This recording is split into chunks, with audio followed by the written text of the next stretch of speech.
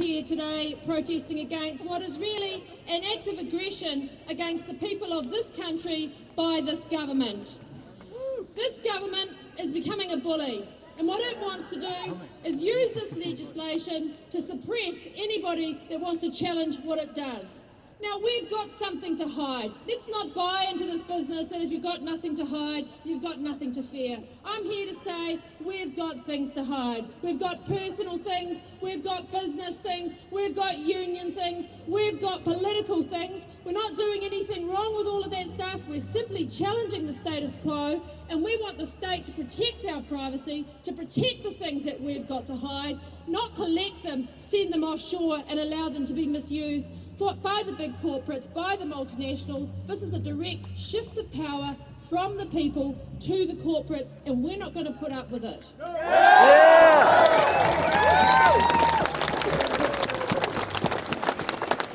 As Valerie said, there's been plenty of law leading up to this, and we're late. We're late getting in to challenge it. But it's not too late to stop it going any further, and it's not too late to wind it back.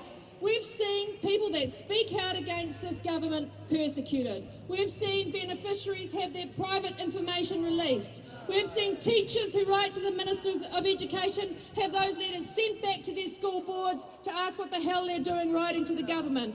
We've seen the Human Rights Commission, who stood up against this bill, have their funding threatened, and that is code for their jobs threatened. We've seen film workers have their rights removed when they stood up for their rights. We've seen legal aid reduced for people who are being charged by the state so they can no longer defend themselves against those charges. And just last week we heard this government tried to access the phone records of journalists working in this building to see who they were talking to. So this shows you how bad the state can be. Well, the state should work for us. The reason we create a government and a community is to further the interests of the people in this country, not to work against them. This bill is aimed to allow them to work against us. It must stop. We call on Peter Dunn, who does not want his emails read, Peter Dunn who leaked the report showing the illegal acts of the GCSB to date. We call on him to change his mind. We call on this government to dump the bill, and we'll keep on fighting, even if the bill gets passed, to make sure that our rights are protected. Thank you very much.